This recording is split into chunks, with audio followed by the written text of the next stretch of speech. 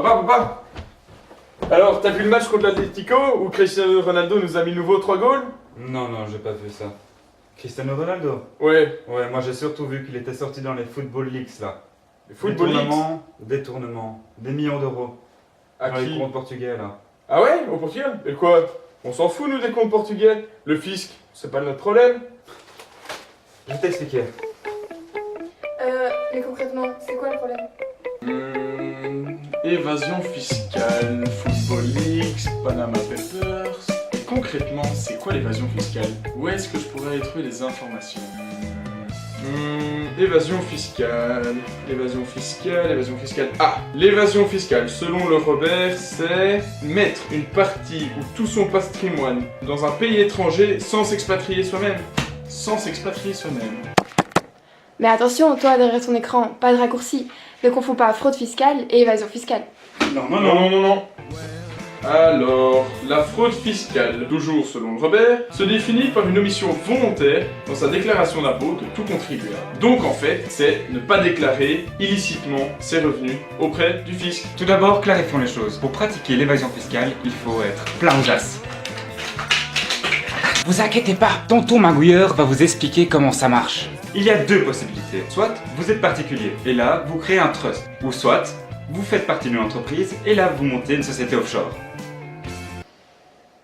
Mais le trust, c'est quoi? C'est une entité juridique qui repose sur un contrat de confiance entre une personne très riche et une personne qui prêtera son nom dans un paradis fiscal.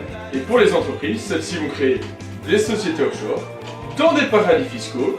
Et en gros, ils vont mettre tout leur argent dans ces paradis fiscaux et ils ne feront pas payer d'impôts au fisc. Eh oh là, tu veux pas un peu mieux m'expliquer? Je comprends rien du tout hein. En gros, le but, c'est de mettre ton argent dans un pays étranger pour pouvoir le faire fructifier et ne pas payer d'impôts dessus dans ton pays d'origine. C'est qui le papa? Mais l'évasion fiscale, c'est légal, tandis que la fraude fiscale, elle reste illégale. Où est-ce que je mettrais bien mon argent? Afrique du Sud, j'ai toujours rêvé d'y aller. Mais non, t'as de nouveau rien compris, vieux. Moi, je vais vous expliquer ce que c'est un paradis fiscal. En gros, un paradis fiscal, c'est un endroit où le taux d'imposition est très bas ou inexistant. L'OCDE Organisation de coopération et de développement économique. a défini en 3 critères ce qu'est un paradis fiscal. Premier critère, il faut que le taux d'imposition sur les revenus soit très bas ou insignifiant, voire carrément inexistant. Deuxième critère, il faut qu'il y ait une absence totale de transparence sur les données bancaires. Et enfin, troisième critère selon l'OCDE, il faut qu'il y ait une absence totale de renseignements entre les différents États. Les paradis fiscaux les plus connus sont les Bermudes, Andorre, les Panama, les îles Cook, les îles Caïmans, et bien sûr, les Bahamas. Prenons l'exemple de la France. Par exemple, en France, l'évasion fiscale coûte par année 60 milliards d'euros. Il y a plus ou moins 37 millions de contribuables. Donc si on fait un petit calcul rapide, ça fait 1635 euros par an par contribuable. Et par mois, cela donne 137 euros par contribuable. Imaginez-vous un peu la somme d'argent que c'est. La meilleure des solutions, ce serait d'avoir des conventions internationales entre chaque pays sur le taux d'imposition des impôts. Du coup, pourquoi mettre son argent ailleurs?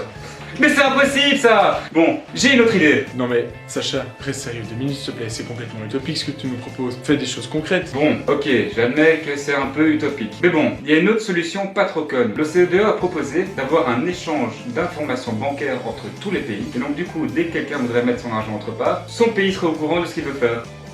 Tout le monde serait imposé. Bah tu vois Sacha, quand tu t'y mets, là enfin on a une vraie solution. Bon maintenant, faut que les États l'appliquent, on sait très bien que ça va être de nouveau le bordel. Mais bon, on y croit toujours. Coupez! Coupé! Et... coupez!